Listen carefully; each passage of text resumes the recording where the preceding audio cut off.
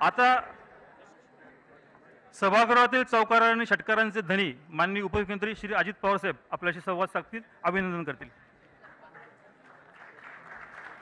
नमस्कार. सर्व थोडेसे नेहमीचे परंपरा बाजूला ठेवून सुरुवातीलाच नाव घेतो ज्यानं आपला विश्वचषक विजेता कर्णधार रोहित शर्माजी, सूर्यकुमार यादवजी, यशस्वी जयस्वालजी, शिवम दुबेजी हे सगळे सत्कारमूर्ती.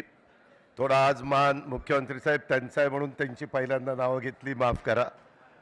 आपल्या राज्याचे प्रमुख माननीय एकनाथराव शिंदेजी, देवेंद्र फडणवीसजी, आपल्या नीलमताई गोरे, तसंच उपस्थित असणारे राहुल नार्वेकरजी, अंबादास दानवेजी, आशिष शेलारजी, सर्व विशेषतः पारस भामरेजी, अरुण कानडेजी, संजय बनसोडेजी, आपले चंद्रकांत पाटीलजी, सर्व स्टेजवरचे मान्यवर, उपस्थित सर्व क्रीडाप्रेमी रसिक, जमलेल्या बंधू भगिनींनो, माझ्या तरुण मित्रांनो, मागच्या काळामध्ये अनेक वेगवेगळे क्रिकेटमध्ये यश मिळवण्याचं काम केलं. धोनीने केलं, अनेकांनी केलं. परंतु कधी असा दिमागदार कार्यक्रम आपल्या विधिमंडळामध्ये झाला नव्हता. तो कार्यक्रम इथं आयोजित केल्याबद्दल मी राज्याचे प्रमुख एकनाथरावजी, तसंच राहुलजी नार्वेकरजी आणि नीलमताई ह्या तिघांचं मनापासून अभिनंदन करतो, कौतुक करतो. आज देखील बोलत असताना जी फायनल मॅच झाली त्याच्यामध्ये ज्यावेळेस 30 बॉल आणि 30 रन आणि ज्या पद्धतीचे खेळाडू साऊथ आफ्रिकेचे खेळत होते, त्यावेळेस कितीतरी क्रीडा रसिकांनी मनातनं आशा सोडलेली होती.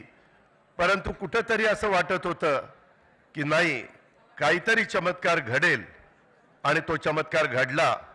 तुम्ही बघितलं, पहिल्या मॅचपासून प्रत्येक वेळेस आपण यश मिळवत गेलो. प्रत्येक खेळाडूंनी ह्याच्यामध्ये स्वतःचा अतिशय उत्तम प्रकारचा खेळ दाखवला. आणि शेवटच्या वेळेस ज्यावेळेस रोहित स्वतः चांगल्या पद्धतीनं त्या ठिकाणी सुरुवातीला खेळत होता, परंतु नंतर कॅच त्याचा गेला आणि नंतर विराट पुढे आला आणि विराटची बॅट त्या ठिकाणी तळपली.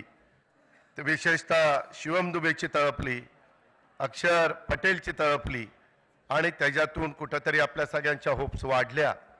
आणि त्याच्यानंतरच्या काळात बुमराहनी ज्या पद्धतीनं बॉलिंग केली, हार्दिक पांड्यानी ज्या पद्धतीनं बॉलिंग केली, आपण बघितलं. आपला क्रीडा रसिक हा असा इतका आगळा वेगळा आहे की काल मरीन ड्राईव्हला माझ्या तर गेल्या 30-35 वर्षामध्ये एवढी प्रचंड गर्दी मी कधी मरीन ड्राईव्हला बघितलेली नव्हते. एवढा उत्साह, तो जनसागर तिथं लोटलेला होता. मला आत्ताही तुम्हाला सगळ्यांना वरच्यांना सांगायचं आहे, थोडंसं व्यवस्थित बसा. तुम्हाला चारही खेळाडू दिसत आहेत, काळजी करू नका, पण वरनं काही पडायच्या भानगडीमध्ये पडू नका. आपला कार्यक्रम शेवटपर्यंत दिमागदार होऊ द्या. त्याच्यामध्ये कुठंही त्याला म्हणजे आपण त्याला थोडंसं टिपका लावूया आणि दृष्ट लागून देऊ नका. खूप काही आठवणी आहेत, आणि ज्या पद्धतीनं तुमच्या माझ्या भारतातले सगळे भारतीय ह्या क्रिकेटवर प्रेम करतात, अशा प्रकारचं प्रेम जगात कुठं पाहायला मिळत नाही, ही पण वस्तुस्थिती आहे. पण एका गोष्टीचं कौतुक केलं पाहिजे, ह्यावेळेसच्या सामन्यामध्ये पहिल्यांदाच अमेरिकेचा संघ खेळायला आला, आणि ज्या पद्धतीनं त्यांनी खेळ केला पहिल्याच ह्याच्यात, पुढं निश्चितपणे एक चांगली टीम ती पुढे येणार आहे. अर्थात त्याच्यात आपल्याही भागातले काही खेळाडू होते, हे आपल्याला नाकारता येणार नाही. परंतु मला मनापासून रोहित शर्माचं, सूर्यकुमार यादवचं, म्हणजे ज्या प्रकारचा तो झेल घेतला, तो झेल किंवा बाहेर त्याचा पाय जरी टेकला असता तरी काही आजचा दिवस तुम्हाला मला बघायला मिळाला नसता. त्याच्यावर सूर्यकुमार यादव, तुझं खूप खूप अभिनंदन, खूप खूप कौतुक. संपूर्ण आपल्या भारतीयांचे डोळे तुझ्याकडे लागलेले होते, आणि अप्रतिम झेल तो घेतला. रोहितनं सांगितलंच नसता घेतला तर तुला बघितलंच असतं, पण रोहितनं एकट्याने बघितलं नसतं, आम्ही सगळ्यांनीच बघितलं असतं. आम्ही आमचे लोक फार वेडे आहेत. जिंकल्यानंतर एवढा उदो करतात आणि हारल्यानंतर दगड मारायला कमी नाही करत. आपल्या इथला खिलाडूपणा कधी आपल्याला पाहायला मिळत नाही. परंतु आज मला आवश्यक सुनील गावस्कर जी असतील, दिलीप वेंगसरकर जी असतील, धोनी असेल, ह्या सौरव गांगुली असेल, ह्या सगळ्यांची, सचिन तेंडुलकर जी असतील, ह्या सगळ्यांची नावं घेतली पाहिजेत की त्यांनी खऱ्या अर्थाने तुमच्या माझ्या भारतामध्ये हे क्रिकेट प्रत्येकाच्या मनामध्ये बिंबवण्याचं काम, रुजवण्याचं काम आणि तो खेळ आपला सगळ्यांचा करण्याचं काम केलेलं आहे. खूप काही गोष्टी बोलण्यासारख्या आहेत. वानखेडेवर पण अशाच प्रकारची गर्दी झालेली होती.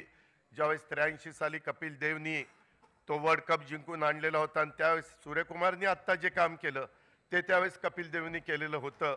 ह्याची पण आठवण आपण कधी विसरता कामा नये. जयस्वाल तर इतका नवखा आहे, अजून तो 22 वर्षाचाच आहे.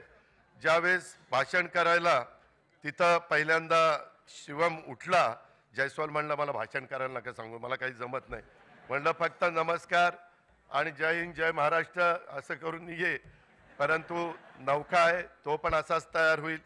चांगले चांगले खेळाडू नाही. रोहित, तुम्ही आता इथनं पुढं ह्या 2020 खेळणार नाही, परंतु 2020 बघत असताना रोहितची आठवण आल्याशिवाय भारत कधी गप्प बसणार नाही.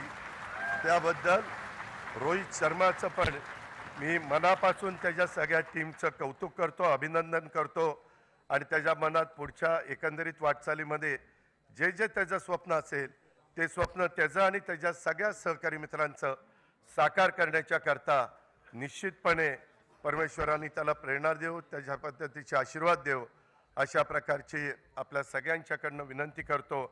आणि खूप एक चांगला कार्यक्रम इथं घडून आणल्याबद्दल आणि चारही खेळाडू इथं उपस्थित राहिल्याबद्दल मी त्यांचं तमाम महाराष्ट्रातल्या 13 कोटी जनतेच्या वतीनं स्वागतही करतो, अभिनंदनही करतो, रजा घेतो. जय हिंद जय महाराष्ट्र.